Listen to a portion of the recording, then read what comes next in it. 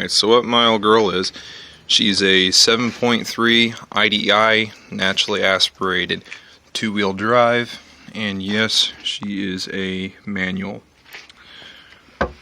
So basically what I've done here is I have converted over from factory radiator to aftermarket 7.5 gasoline. And there's a reason I did that. Accidentally ordered the wrong bracket and didn't want to return it, and I said, I wonder how custom I can make this. Well, you can see right here where the factory clutch fan screwed on. He is now bye-bye. This is the kind of room that I'm dealing with. Much better. The truck is much more quiet. Again, this 7.3 is actually a naturally aspirated 7.3. Non-turbo, not power stroke. Don't get them mixed up for those of you who are still learning. As far as this goes, this guy actually went over here like this. This is still on my to-do list, but I really don't care. It's actually fine right now. I'm not doing any hot rodding. But this guy, factory, goes like right here, and there's a little neck that he clamps onto. However, my design, of course, changed it, so I'm going to have to figure this out, but I might end up putting a turbo in here, which would alleviate this anyways. One thing I really realized, especially when doing this project, is how unhelpful body bushings are, and bushings in general. I don't know if it's because of the old truck or what, but really when it comes to bushings, you just got to get creative. If the dimensions work, and it looks right, and it is right, it's not going to come apart, then it'll be just fine.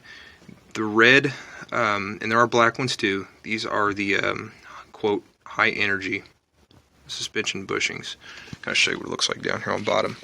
The whole reason I did this to begin with is my bracket was collapsing in the front due to lovely rust. Gotta love salt. Just kind of see, that's how it looks. Nothing fancy. You can see how the support bracket, how it mounts to the chassis. Just like that, nothing hard.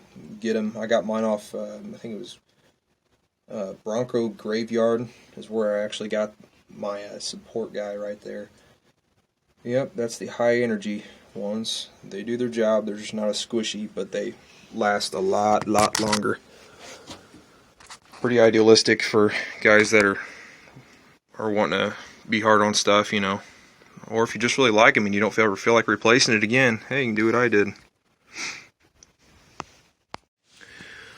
On this good old year Ford, those of you who are familiar, everyone knows that the lower radiator hose sucks. I actually spliced.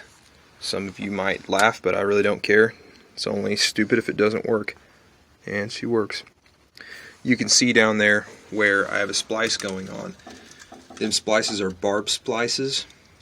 They can be found at any hardware store. Well, Menards has them. Menards is pretty cool. Had to modify that. You'll notice how that neck is I think it's 2.5 inches, as to where the factory and aftermarket on the bottom is 2 inch. This up here, factory and aftermarket, is 2 inch. And that there is 2 inch. You're like, whoa, wait a minute. For those of you who know, this is technically not even supposed to be on here. That's right, it is a fuel fill neck. And you're like, why'd you do that? And well, if you look, and you'll see what kind of a crazy aftermarket angle I was fighting. It took me about 3 tries after rupturing my coolant system to get my hoses to where I trusted my work. So if you look closely, you'll notice that I have my sensor down here, and I got really custom with it. I actually tapped it, then I stuck sealer, basically just that gray stuff, RTV, whatever you want to call it, on there. I let it dry, and then the other thing I did, I got it mixed up.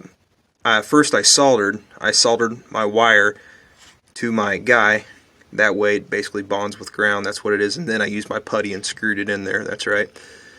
What else did I do? Check that out. Nothing like some cosmetic enhancements and some bad rattle can spray paint. Alright, let's move on.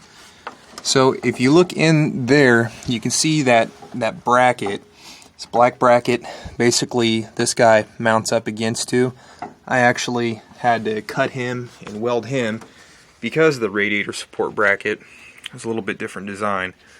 So I had to modify it for the dimensions for a gas style, so that way the grill would go back up in there where we're supposed to. So what we have here is this is the stock clutch fan.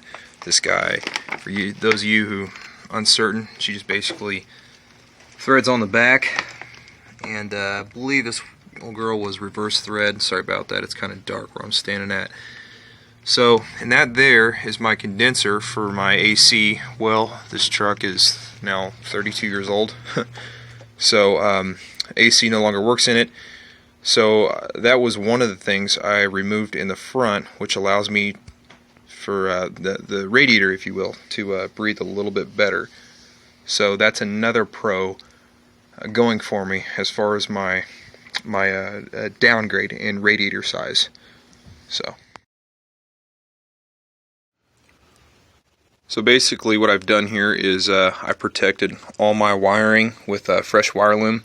My cables were looking pretty dry rotted, and so it told me I was only X amount of time from having some potential electrical issues, such as like fire. The jack wagon that hooked this up, it's fine, everything works. My glow plug system works fine. The little relay guy is affiliated with that. I did not wire it like this. If you guys do stuff, make sure it's mounted. A little bit of piece of DIN rail is what I need to mount right there. She'll pop right in, be a done deal. I don't think this one's rated to be outside. It doesn't look like it, but I haven't had any problems with it in the last 2 years, 3 years, I think I had this truck. Yeah.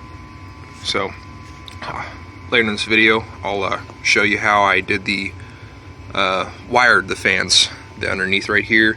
I don't know if I already said it, but there's a little sensor that's in conjunction right there. So virtually by doing this, I have dropped about 200 pounds in the front end. This truck drives completely different. Handles potholes different. Steering's even a little bit different. A get up and go for being the dog, Godzilla dog, is even noticeable until you get up in the high gears and stuff like that. Lousy 200 pounds in the front, ish I say. Here's the threads. I was gonna be helpful, and it yeah, it's reverse threads. Those of you who will fight this, so you turn it right and the fan screws off, you're welcome.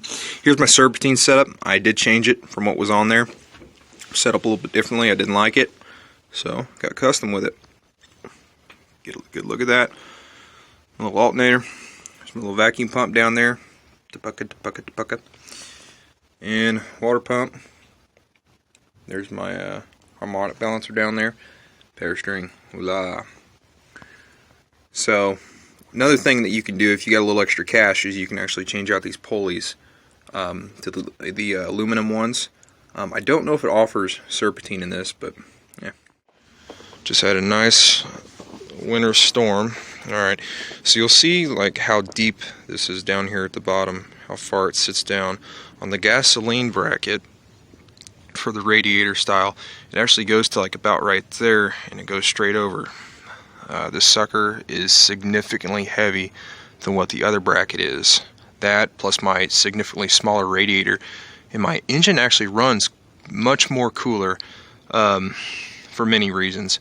Kind of waiting for summertime to see how she acts on a super hot day. So, but that's what we're looking at. I don't know if you see that, but rusted out, gone. Other side is the same exact way, just gone. Check it out, it's a 7.3 Power Stroke. Why do I have it? That's a good question.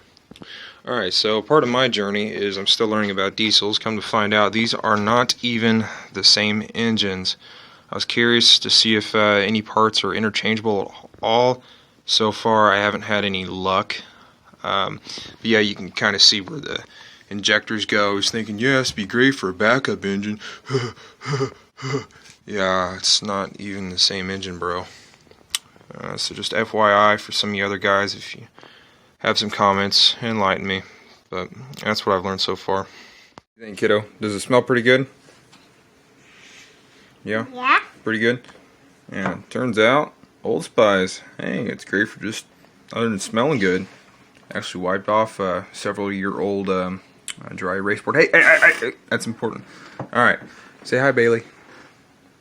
Hi. What did you do to your... Oh, she got it on her nose.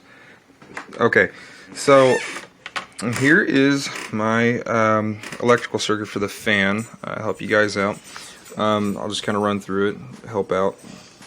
This is our grounds, and this is our relay for our fan. This is our switch symbol. This is our load. This is the load again inside of the relay. This here is our temperature switch. You'll see how it's mounted on the top radiator hose. This over here is a 10 amp fuse for this circuit, and then this over here is 30 amps for the fans themselves. Let's see, this here is the fan symbol right there, and this is the ignition switch. Now, everyone's going to do this differently, but I chose to pick a terminal right here that it gets power right here on the string as soon as the ignition goes to on and crank, if you will. It's whatever, same thing. Well, not really, but anyways. So as soon as I get 12 volts on this random post that I found, I didn't know if it was fused already. I don't know. I don't feel like digging into it. It's just an old truck. So as soon as the key goes in on, kink, I get my 12 volts on this post that I found. That's underneath the hood. And then here, so that's my switch. Essentially, there's my 10 amp fuse, relay, temperature switch. So as soon as the temperature gets up to, I think mine is actually like 195, which is operating zone for diesels. Turns out diesels and gasoline are pretty similar for operating zone. It really surprised me because this temperature switch isn't actually meant for a diesel. But hey, my truck actually runs slightly cooler than what it did, and that's perfectly fine. It's still technically in the operating zone. Alright, you guys got any questions? Hopefully you don't. Hopefully this is pretty simple enough. Just basic circuit 101. Subscribe, I might make more videos.